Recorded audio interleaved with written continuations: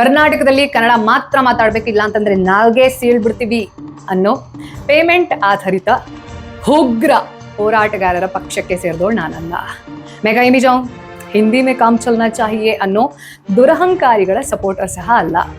ಬೇರೆ ಭಾಷೆಯನ್ನ ಕಲ್ತ್ಬಿಟ್ರೆ, ಅದರಲ್ಲಿ ಮಾತಾಡ್ಬಿಟ್ರೆ ಇವರಿಗೆ ಕನ್ನಡದ ಬಗ್ಗೆ ಹೆಮ್ಮೆನೇ ಇಲ್ಲ ಅಂತ ಒಟಗುಟ್ಟೋ, ಹಾಗೆ ಬೇರೆ ಭಾಷೆಯನ್ನ ಕಲ್ತ್ಕೊಳ್ಳೋಕೆ ಯೋಗ್ಯತೆ ಇಲ್ಲದೆ ಇರುವಂತಹ ಕೂಪಮಂಡುಕ ಸಹ ನಾನಲ್ಲ. ಶಿರಸಿ ನನಗೆ ಜೀವನ ಕೊಟ್ಟಿರುವಂತಹ ತಾಯಿ, ಬೆಂಗಳೂರು ಆ ಜೀವನಕ್ಕೆ ಪಾಠವನ್ನ ಹೇಳ್ಕೊಟ್ಟಿರುವಂತಹ ತಾಯಿ. ಇವರಿಬ್ರು ನನ್ನ ಅಮ್ಮಂದ್ರೆ. ನನ್ನ ಅಮ್ಮ ಕನ್ನಡಾಂಬೆ, ಆದ್ರೆ ಅವಳ ಅಮ್ಮ Bharatambe. So I am a proud Indian, ಭಾರತೀಯ, from an incredible state of India, that's Karnataka.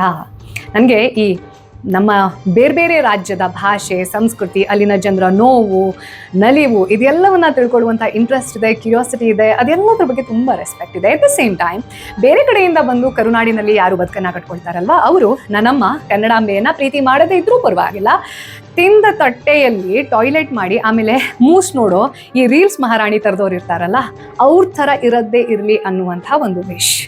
I genuinely respect all my fellow Indians from east, west, north, south of my country Bharata. When I do that, you all from rest parts of Bharata are expected to reciprocate that respect equally.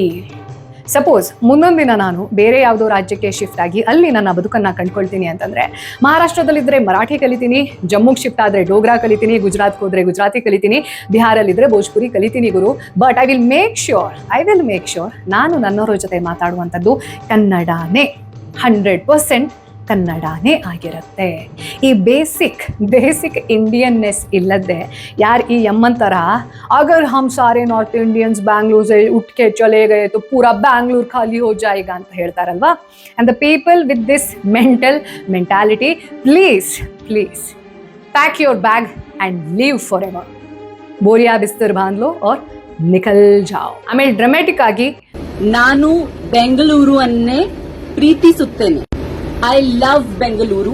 Oh Motarma, Bengaluru, and we the people of India in Bengaluru, we will never love you back.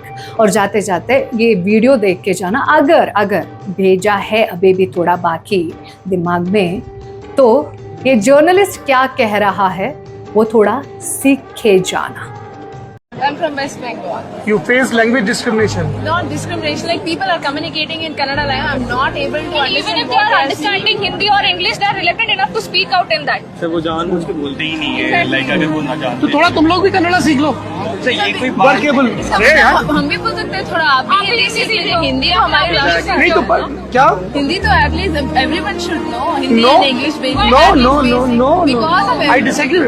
I am a Hindi speaking journalist and I am saying this with full responsibility. You need to know one of the Indian language to operate within this premise. That can be Tamil, that can be Malayalam, that can be Kannada, that can be Hindi, that can be. Hindi तो communicate एक जगह पूरे north India में हो जाती है. So why the same thing is not in this? क्योंकि मैं आपको बता रहा हूँ, क्योंकि हिंदी एक हिंदी का स्टैंडर्डाइज फॉर्म बन गया है, वैसे ही कन्नड़ा का भी एक स्टैंडर्डाइज फॉर्म है. दैट मीन्स कि जो बीदर और गुलबर्गा में बोली जा रही है, और जो मैसूर में बोली जा रही है, और जो मैंगलोर में बोली जा रही है, और जो शिमोगा में बोली जा रही है, उसमें भी वेरिएशन है. पर इसीलिए एक लैंग्वेज का स्टैंडर्डाइज फॉर्म होता है. थोड़ा सा आप सीखिए, थोड़ा सा लोगों एक लिंगो पे. इसीलिए तो मैं कह रहा हूँ कि थोड़ा कदम आप चलो, कुछ आप सीख लो, थोड़ा सा वो रिलैक्स करें. एक मिड वे पे मिल सकते हैं कहीं. Have you learned Kannada? I have learned like little bit. It's very negligent. थोड़ा सा आप भी एफर्ट करो. ಅಷ್ಟೇ.